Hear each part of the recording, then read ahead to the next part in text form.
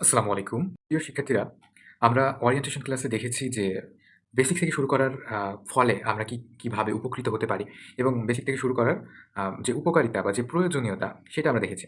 এবার আমরা দেখব যে কিভাবে আসলে আমরা বেসিক থেকে শুরু করতে পারি এবং এইটা কিভাবে আমাদের একই সাথে এইচএসসিতে কাজে লাগবে এবং কিভাবে আমাদের অ্যাডমিশন পরীক্ষাতে কাজে লাগবে এবং জবের ক্ষেত্রেও কিভাবে কাজে লাগবে। এই সবকিছু নিয়ে হবে আজকে আমাদের এই আলোচনাটা। যাতে করে এই ভিডিওটা দেখার পর তুমি নিজে থেকেও চাইলে ইংরেজি গ্রামারের বেসিক থেকে শুরু করে তোমার এইচএসসিটাকে ভালো করতে পারো, তোমার অ্যাডমিশন পরীক্ষাটাকে ভালো করতে পারো এবং আল্টিমেটলি একটা জবে সুন্দর করে আ ইংরেজিতে ভালো করতে পারো।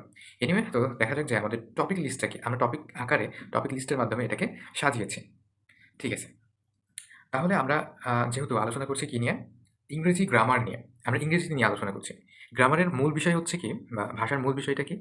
আ কথা বলা, মনের ভাব প্রকাশ করা। আর গ্রামার কাজ করে কিসে? গ্রামার কাজ করে হচ্ছে ওই ভাষাটাকে আ সুন্দরভাবে বুঝতে বা ওই ভাষাটাকে সুন্দরভাবে ব্যবহার করতে। সো আমরা এখানে যেটা দিয়ে শুরু করব, আমরা ইংরেজি ব্যাকরণ নিয়ে পড়ছি। সো আমরা ইংরেজিটা কি? অর্থাৎ এই ভাষাটা নিয়ে বিস্তারিত একটু পড়ে নিব বা বিস্তারিত একটু জেনে নিব ইংরেজি ভাষা নিয়ে। যেহেতু আমরা ইংরেজি নিয়ে পড়াশোনা করছি। তারপর আমরা ইংরেজি ব্যাকরণ, এটার আলোচ্য বিষয় কি, সেগুলো নিয়ে আলোচনা করব। অর্থাৎ এখানে আমরা ফাউন্ডেশন বা ইংরেজি ব্যাকরণের যেটা ভিত্তি এবং যে সাউন্ড বা শব্দ, ধ্বনি অর্থাৎ একেবারে মৌলিক অংশটা, সেটা নিয়ে আমরা ১ম এ আলোচনা করব। এর ফলে কি হবে? আমাদের ইংরেজি গ্রামারের ভিতরে প্রবেশ করার যে ভিত্তিটা, এইটা অনেকটা স্ট্রং হবে। আমরা ইংরেজি গ্রামারটাকে ফিল করতে পারব। ওকে, তারপরে আমরা ১ম এ ভাষা নিয়ে আলোচনা করব। ভাষা, তারপর ইংরেজি গ্রামার, ইংরেজি ভাষা নিয়ে, ইংরেজি ল্যাঙ্গুয়েজ টা নিয়ে, তারপরে হচ্ছে ইংরেজি গ্রামারটা নিয়ে এবং সাউন্ড বা ধ্বনি অর্থাৎ আমরা যেটা উচ্চারণ করছি এবং ভাওয়েল অ্যান্ড কনসোনেন্ট, এটা জাস্ট আমাদের ইংরেজির ভিত্তিটাকে মজবুত করার জন্য আমাদের প্রয়োজন হবে। আচ্ছা, এই যে ভাওয়েল অ্যান্ড কনসোনেন্ট, এটা আমাদের এইচএসসি কিংবা অ্যাডমিশনে কোথায় কাজে লাগবে? এটা আর্টিকেলে কাজে লাগবে। আর্টিকেল এইচএসসি অ্যাডমিশনের জন্য ইম্পোর্টেন্ট। তো আমি একসাথে বলে দিচ্ছি যে কোন টপিক কোথায় কাজে লাগবে। এই যে লিস্টটা তোমরা দেখতে পাচ্ছ, এটা হচ্ছে সম্পূর্ণ বেসিক থেকে অ্যাডভান্স পর্যন্ত ধাপে, ধাপে সাজানো একটি লিস্ট। ওকে, তারপরে আমরা সেকেন্ড পার্টে যেটা দেখব সেটা হচ্ছে ওয়ার্ড নিয়ে বা শব্দ নিয়ে। ধ্বনি বা বর্ণের পরে আসে কি?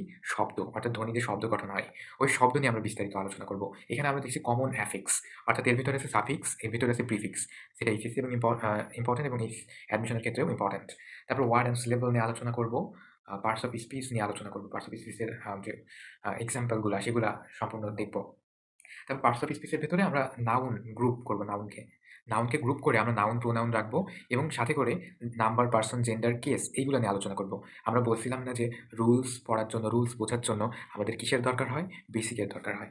এই যে সেই বেসিকগুলা, এই বেসিকগুলা আমাদের সবগুলাই কিন্তু কাজে লাগবে আমাদের যখন রুলস পড়বো এইচএসসির জন্য কিংবা অ্যাডমিশনের জন্য। তো সবগুলাই আমরা ধাপে, ধাপে, ধাপে, ধাপে আলোচনা করব। তারপর হচ্ছে মডিফায়ার্স। মডিফায়ার্স মানে কি? যেটা বিশেষায়িত করে, যেটা অতিরিক্ত তথ্য এড করে। এই যে মডিফায়ার এই জিনিসটা, এটা কিন্তু এইচএসসি তে আছে। এটা কিন্তু অ্যাডমিশনে আছে। তো যেগুলা মডিফাই করে, যেগুলো বিশেষায়িত করে, সেগুলোর ভিতরে আছে কি? অ্যাডজেক্টিভ আছে। বা বিশেষণ আছে, যেটা হচ্ছে বিশেষায়িত করে। তারপরে ডিগ্রি অফ কম্প্যারিজন বা বিশেষণের ভিতরে যে তারতম্যটা সেইটা। তারপর আর্টিকেল যেটা নির্দেশ করে, নির্দেশ করাও কিন্তু বিশেষায়িত করা। তারপরে হচ্ছে অ্যাডভার্ব। অ্যাডভার্ব মানে কি? অ্যাডভার্ব হচ্ছে নাউন, প্রোনাউন ছাড়া অন্যান্য পার্টস অফ স্পিচকে বিশেষায়িত করে। তারপরে পজিশন অফ অ্যাডভার্ব, এটা অ্যাডভার্বেরই একটা পার্ট। অর্থাৎ অ্যাডভার্বটা কোথায় বসবে, কোথায় বসে আরেকটা পার্টস অফ স্পিচকে মডিফাই করবে। তারপরে degree of comparison of adverb, অ্যাডভার্বের ভেতরে যে তুলনা সেটা। তার পরের অংশ গিয়ে আমরা জানবো হচ্ছে কি নিয়ে? পার্টস অফ স্পিচের বাকি অংশ নিয়ে। রিলেটরস যেটাকে বলে। রিলেটরস মানে কি? যেটা সম্পর্ক স্থাপন করে। এটা সম্পর্ক স্থাপন করতে পারে ওয়ার্ডের ভেতরে, এটা সম্পর্ক স্থাপন করতে পারে সেন্টেন্স, ক্লজ বা ফ্রেজ, কোনো কিছুর ভেতরে সম্পর্ক স্থাপন করতে পারে। তো এখানে preposition, appropriate preposition, prepositional phrase, conjunction, interjection সবকিছুর কাজ কিন্তু যুক্ত করা। তো এগুলো এক তো পার্টস অফ স্পিচ, আরেকটা এদের সকলের কাজই হচ্ছে সম্পর্ক স্থাপন করা বা যুক্ত করা, সংযোগ করা এইসব। তারপর পার্টস অফ স্পিচের ভেতরে আরেকটা আছে ভার্ব। ভার্বটার ভেতরে অনেক কিছু আছে। আমরা ভার্বটা কেন পড়ি? ভার্বের ভেতরে কিন্তু রাইট ফর্ম অফ ভার্ব আছে। ঠিক আছে? এটা আমাদের লাগবে। তো ভার্ব পড়ি, আমরা কনজুগেশন অফ ভার্ব পড়ি। অর্থাৎ ভার্বের যে রূপভেদ সেগুলা। তারপর টেন্স, টেন্স নিয়ে আমরা বিস্তারিত গাইডলাইন এখানে দেখব। অর্থাৎ টেন্স আমাদের ইংরেজিতে সবখানে কিন্তু টেন্স বা কাল, ক্রিয়াকাল এর দরকার হবে। তারপরে right form of verb, right form of verb এটাই হচ্ছে আমাদের কি আল্টিমেটলি পরীক্ষাতে কাজে লাগবে। অর্থাৎ উপরের বিষয়গুলো যখন আমরা বুঝবো তখন আমরা রাইট ফর্ম অফ ভার্বটাও বুঝতে পারবো। তো ইংরেজি ব্যাকরণ এমনই একটা জিনিস যে তুমি যদি কোনো একটা টপিক, কোনো একটা বেসিক যদি বাদ দাও তাহলে পরেরটা তুমি কিন্তু বুঝতে পারবা না। পরেরটা তোমাকে বুঝতে হলে অর্থাৎ যেটা আসলে তোমার লাগবে সেটা বুঝতে হলে তোমার আগেরটা বুঝে আসতে হবে। অর্থাৎ তোমার বেসিকটাকে ক্লিয়ার করে আসতে হবে। তারপরে ভার্বের ভেতরে আছে কি? অক্সিলিয়ারি ভার্ব এবং ভার্বে কিন্তু এগ্রিমেন্ট, এটা আছে সাবজেক্ট ভার্ব এগ্রিমেন্ট। ঠিক আছে? অর্থাৎ কোন সাবজেক্টের জন্য কোন ভার্ব হয় এইটা। তো মডাল অক্সিলিয়ারি ভার্ব আছে, অক্সিলিয়ারি ভার্ব আছে। এগুলো নিয়ে আমাদের আলোচনা করা লাগবে এবং ভার্বের যে মুড আছে, এই মুডটা নিয়ে আমরা দেখব।